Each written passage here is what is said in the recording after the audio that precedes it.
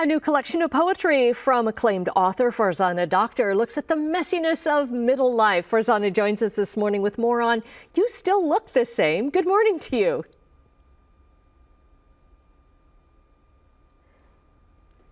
Farzana, are you there?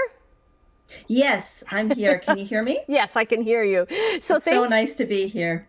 Thanks for joining us. So You Still Look the Same. It's a line in one of my favorite poems from your book. And it's about a friend, a girl you went to brownies with.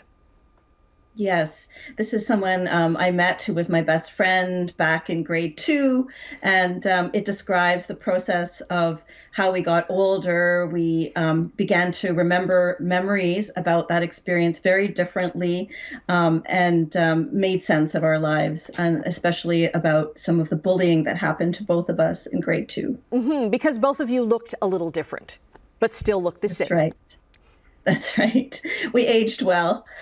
Speaking of aging, I mean, that's so much what this collection is about, is, you know, the process of dealing with my 40s.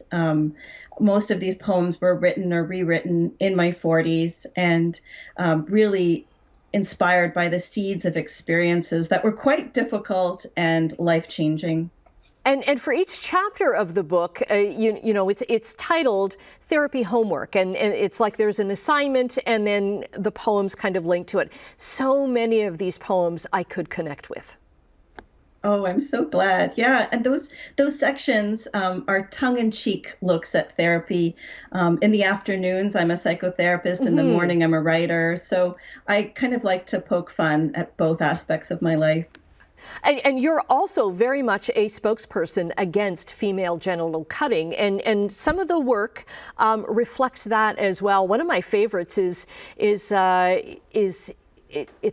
called The Trolls? And it's just like the way that it's written. It's like you're making a mountain out of a molehill of their complaints against you speaking out.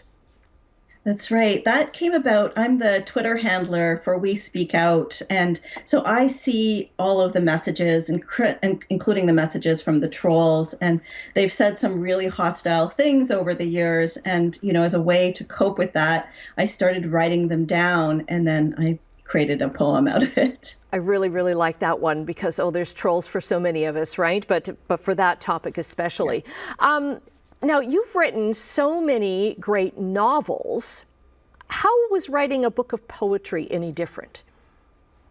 Well, you know, I've been writing poetry my whole life. I'm better known for the novels, but I think after writing 4 novels, I had a little bit more courage to be able to venture off in this way. I always wrote my poetry kind of quietly, and it's only been in the last few years that I've been performing my poems. So it was different because I needed to really learn the mechanics of how you structure a collection, how you work to edit the poems. Many of the poems when I first started out were fairly rough and needed a lot of editing. And that's a different set of skills than writing novels. And you're going to read one of your poems for us. And I like too how I think this is like the perfect gift to give to a friend who is maybe in their 40s or afterwards, because there's great chunks in here to kind of read and then put down and really think about.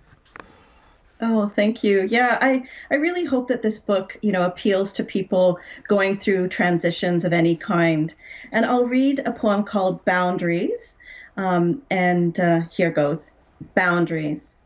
Yours are tensor bandages, stretchy yet firm, holding you in, keeping tendons warm, injuries protected. Mine are Band-Aids from back of drawer, never the right size. Adhesive dried up, they slip off at awkward moments. I wish sometimes, especially when, or perhaps before, I skinned a knee, sprained an ankle, I had your first aid kit. It's so touching and yet so relatable, because who hasn't had a Band-Aid that, oh yeah, you've probably had for like 20 years and it doesn't work anymore. So many great pieces in here. You Still Look the Same, poems by Farzana Doctor, is out now. Thank you so much for sharing it with us, Farzana. Oh, thanks so much for your close read, Annette, and having me on the show.